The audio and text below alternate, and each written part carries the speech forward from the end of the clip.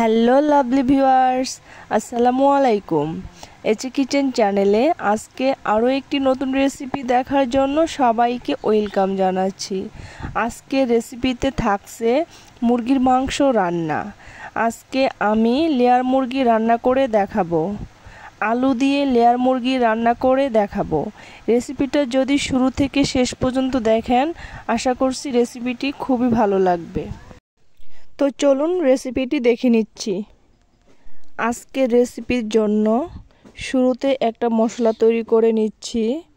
আমি এখানে নিয়েছি হাফ চা চামচ আস্ত গোলমরিচ, 3টে দারচিনি, 4টে সাদা এলাচ, 5-6টি লবঙ্গ, বড় সাইজের একটি কালো এলাচ।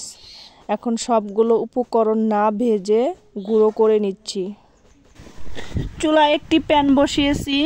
এখন এখানে দিয়ে দিচ্ছি 1/3 কাপ রান্নার তেল। তেলটা গরম হয়ে গেছে। এখন এখানে দিয়ে দিচ্ছি বড় সাইজের একটি আলু, সামান্য লবণ আর সামান্য হলুদের গুঁড়ো দিয়েছি। এখন আলুগুলো তেলে ভেজে নেব। আমি চুলার আঁচটা মিডিয়ামের চেয়ে একটু কমিয়ে 5 মিনিট আলুগুলো ভেজে নিচ্ছি। আলুগুলো বেশি ভাজা লাগবে না, হালকা ভেজে নিলেই হবে। এভাবে আলু ভেজে রান্না করলে আলুটা খেতে কিন্তু খুবই ভালো লাগে। তো আমি আলুটাকে ভালো করে নেড়ে চেড়ে ভেজে নিচ্ছি। এই তো আলুটা ভাজা হয়ে গেছে। এখন তেল ঝরিয়ে তুলে নিচ্ছি। এখন এই তেলের মধ্যে দিয়ে দিচ্ছি হাফ চা চামচ আস্ত জিরা। জিরাটা ফুটে উঠেছে। এখন এখানে দিয়ে দিচ্ছি হাফ কাপ পেঁয়াজ কুচি। পেঁয়াজটাকে নেড়ে চেড়ে নিচ্ছি। বড় সাইজের একটি তেজপাতা মাঝখান থেকে চিড়ে দিয়ে দিলাম। এখন পেঁয়াজটাকে হালকা একটু ভেজে নিচ্ছি। পেঁয়াজটা ভাজা হয়ে গেছে। এখন এখানে দিয়ে দিচ্ছি হাফ টেবিল চামচ আদা বাটা, হাফ টেবিল চামচ রসুন বাটা। এখন আদা রসুনটাকে তেলের মধ্যে হালকা করে একটু ভেজে নিচ্ছি।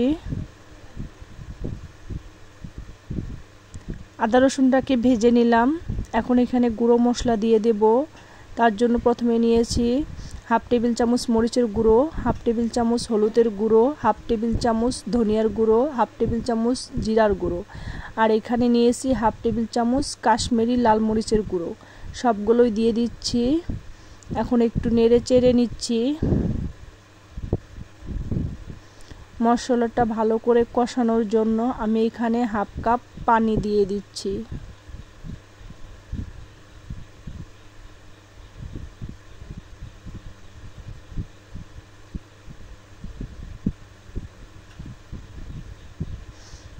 ভালো করে নেড়ে চেড়ে নিচ্ছি। এখন এখানে দিয়ে দেব শুরুতে যে মশলাটা তৈরি করে নিয়েছিলাম, সেই মশলাটা পুরোটাই দিয়ে দিচ্ছি।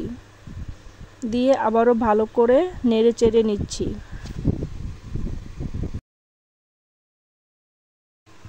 হাফ টেবিল চামচ লবণ দিয়ে দিলাম। লবণ দিয়ে ভালো করে নেড়ে চেড়ে নিচ্ছি। এখন ঢাকনা দিয়ে ঢেকে মশলাটাকে কিছুক্ষণ কষিয়ে নেব। ঢাকনা দিয়ে ঢেকে মশলাটাকে ভালো করে কিছুক্ষণ কষিয়ে নিলাম। আমি এখানে হাফ কেজি লেয়ার মুরগির মাংস নিয়েছি। এখন মাংসটাকে এখানে দিয়ে দিচ্ছি। এখন মাংসটাকে ভালো করে নেড়ে চেড়ে নিচ্ছি।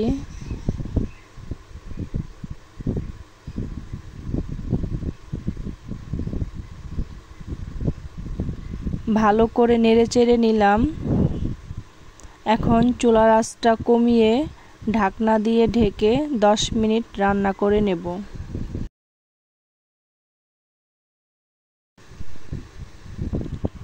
ফিরে এলাম 10 মিনিট পর।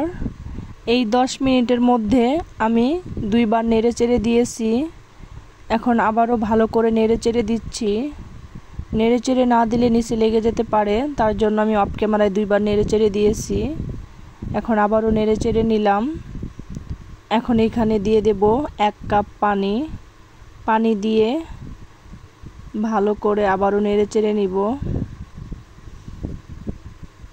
এখন চুলার আঁচটা মিডিয়াম করে ঢাকনা দিয়ে ঢেকে মিডিয়াম আঁচে আরও 10 মিনিট রান্না করে নেব।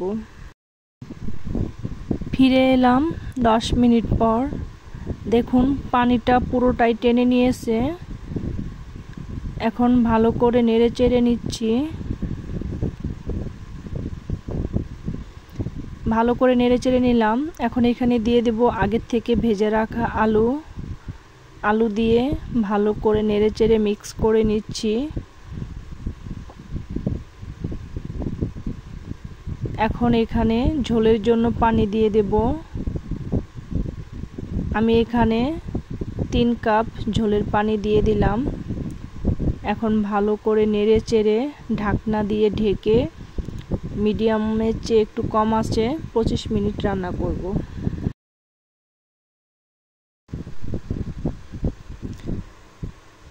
ফিরে এলাম 25 মিনিট পর। এখন আবারও একটু নেড়েচেড়ে নিলাম। এখন এখানে দিয়ে দেব পেঁয়াজের বেরেস্তা। আমি উপর দিয়ে কিছু পেঁয়াজের বেরেস্তা দিয়ে দিচ্ছি। এই পেঁয়াজের বেরেস্তা দেওয়ার কারণে তরকারির টেস্ট আরও 2 গুণ বেড়ে যাবে। আর পেঁয়াজের বেরেস্তা দিলে তরকারির কালারটাও চেঞ্জ হয়ে যাবে, সুন্দর একটা কালার আসবে। এখন আবারও ঢাকনা দিয়ে ঢেকে লো আঁচে 10 মিনিট রান্না করব। ফিরে এলাম 10 মিনিট পর। আমার মাংস রান্না করা হয়ে গেছে। আমি এভাবেই নামিয়ে নেব। এই রেসিপি ফলো করে আপনারা বাসায় একবার ট্রাই করে দেখতে পারেন। আশা করছি নিরাশ হবেন না কেউ। তৈরি হয়ে গেল আলু দিয়ে লেয়ার মুরগির মাংস রান্না। ভিডিওটি ভালো লাগলে বেশি বেশি করে বন্ধুদের সাথে শেয়ার করবেন। আমার চ্যানেলটিকে সাবস্ক্রাইব করে চ্যানেলটির পাশেই থাকবেন। ভিডিওটি কেমন হয়েছে তা কমেন্ট করে জানাবেন। ধন্যবাদ সবাইকে এতক্ষণ আমার ভিডিওটি দেখার জন্য। আজকের মতো এখানেই বিদায় নিচ্ছি। আল্লাহ হাফেজ।